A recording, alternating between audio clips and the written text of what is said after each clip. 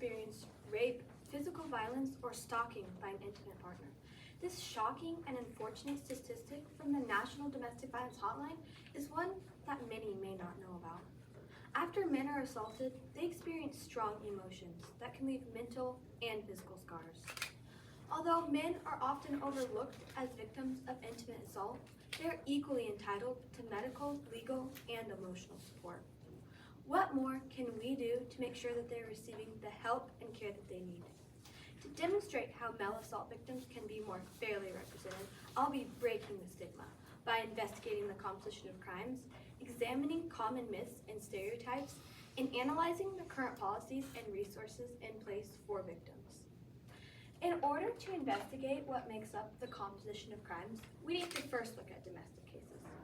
According to an article in The Conversation 2024, when researching domestic violence for the past decade, women are just as capable as men to be domestic abusers. Though around the world, women are disproportionately more affected, framing domestic violence as a problem that is perpetrated by men because they are men can lead to the loss of many crucial details and potentially neglecting some victims' experiences. So this perception can make men feel like they cannot come forward about the abuse. Instead, we should be making them feel heard so that they will come forward and get the help needed. The Office for National Statistics estimates that 1.6 million women and 757,000 men reported abuse in 2020. The composition of crimes may look this way because many men are not reporting the abuse that they're experiencing. This may be due to what made up their assault. When looking at where men fall in the population of assault victims, the National Library of Medicine states that gay men report up to 4 times greater prevalence in sexual and physical abuse than their straight counterparts. Due to this implication, the men who are heterosexual may not want to report same-sex abuse due to the fear of being assumed homosexual. Another factor that contributes to the composition of male reporting is that many abusers use grooming in many cases, and often in adolescence. The Darkness to Light Child Sexual Abuse Services and Statistics estimates that 1 in 25 boys will be sexually abused before the age of 18. Many young boys see it as a status symbol among their peers when being pursued by an older woman. Women make it much harder to recognize the abuse because they use persuasion rather than force or threats. Due to this, many young boys find it hard to recognize the effects it has on their mental and physical health till after the abuser has been caught. This leads to a dangerous fallacy that if boys or men are abused by women, that they may have wanted it to happen due to the stereotype of men being more sexually driven than women. With these considerations, men do not want to speak up about being assaulted because they are afraid that they'll be stereotyped and not given the help needed. Outcomes of assault can be very devastating, but the lack and inaccuracy on male reporting can make this process even more difficult. In a world that is focused on propelling forward on the matter of equality in areas such as access to resources, job stability, pay, and representation, there is still a common misconception when it comes to violence and discrimination, which is that men do not get assaulted in intimate relationships. Stereotypes that tie masculinity to sex can make it difficult to separate the sex act from the crime of sexual assault. Loyola University of Maryland released an article saying that sexual assault is equally devastating to men and women.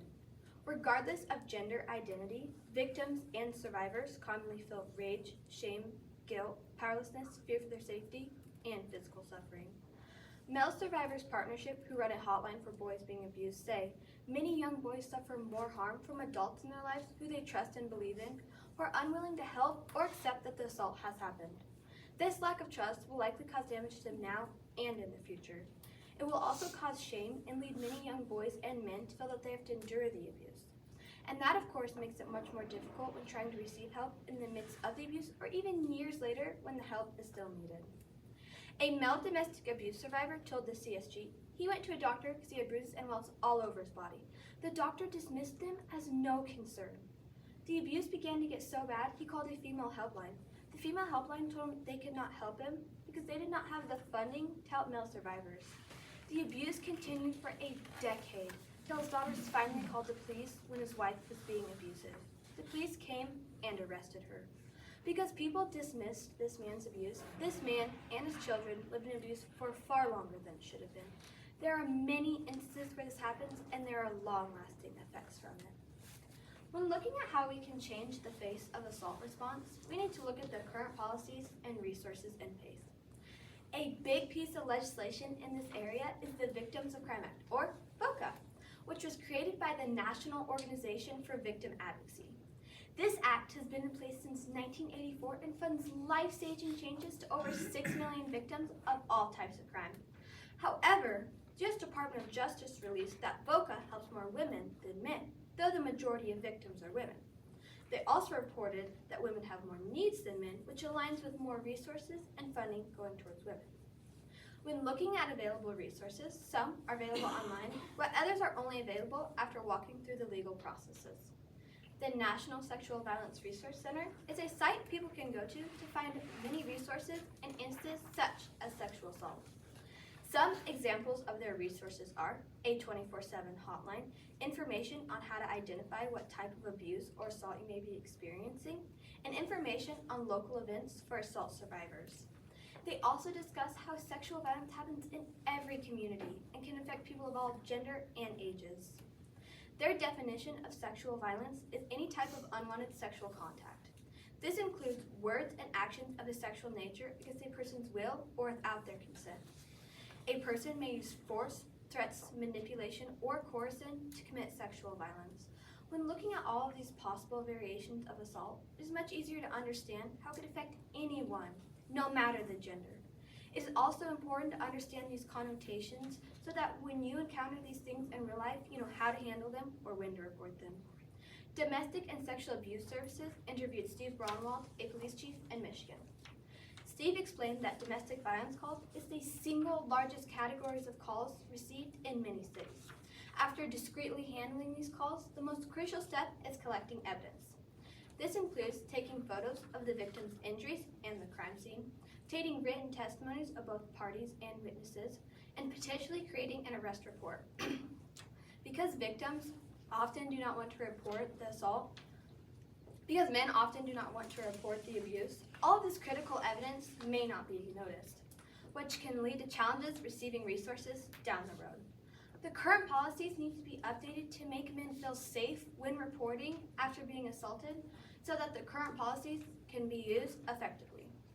In conclusion, if we can be a supportive community and advocate for more resources to go to male assault victims, we will give them the chance to come forward and get the help that they need and deserve.